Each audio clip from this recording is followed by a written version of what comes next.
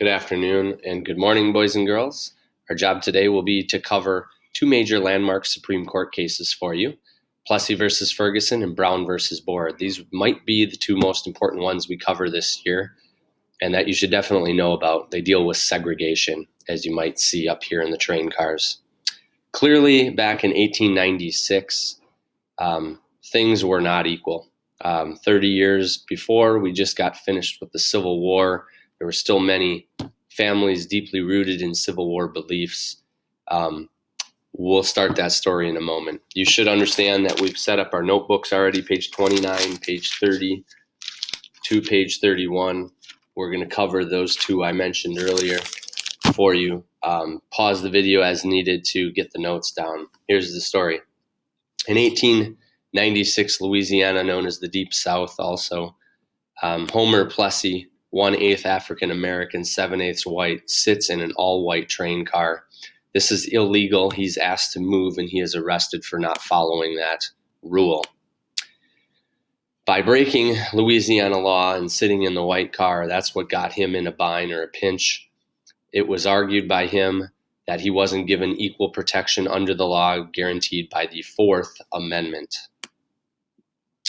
The ruling by the Supreme Court was that the amendment was not violated, and the reason is the big thing about this case is that separate but equal facilities were available, okay? And because these separate facilities were available, even though they were not equal, it was okay to segregate.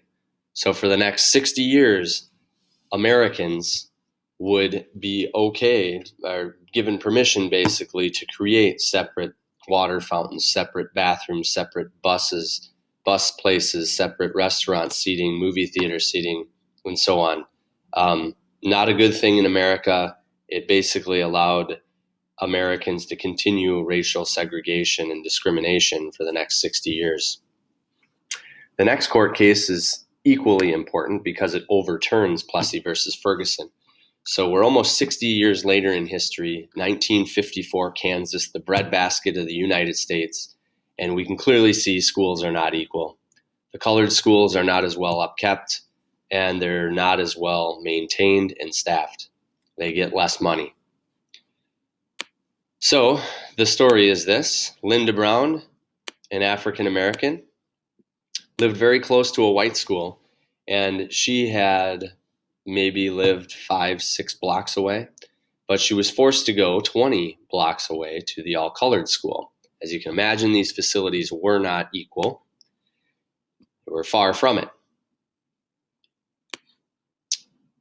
Linda's dad sues the school and says, because the schools are separate and not equal, it is unconstitutional. Make sure you underline that. That's the key reason here that this goes to court and eventually overturns Plessy versus Ferguson. Kind of in a surprise decision because segregation was the norm yet in the 50s, the Supreme Court unanimously rules. Remember what that means. That means 100% of the justices there ruled that segregation of schools is unconstitutional. So this is a pivotal moment in our nation's history because it overturns segregation and makes it illegal to separate blacks and whites based on their color. Okay? So no longer would it be allowed to have separate water fountains and restaurants and bathrooms and seating on buses. That was all illegal.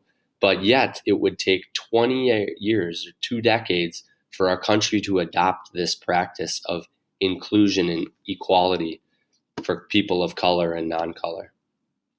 So it would take 3 years. 1957 would be the year where the Little Rock 9 African-American students were forced into an all-white school in Little Rock, Arkansas by the National Guard.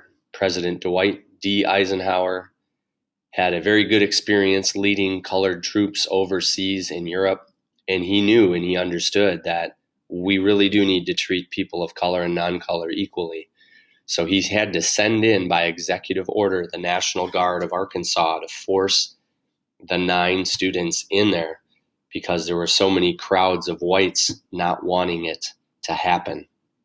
So it would take a long time for these adjustments to change. So please remember these two cases, Plessy versus Ferguson, Brown versus Board. And a test question might look like this. Which Supreme Court case overturned the segregation rule in Plessy versus Ferguson? Your answer would be Brown versus Board.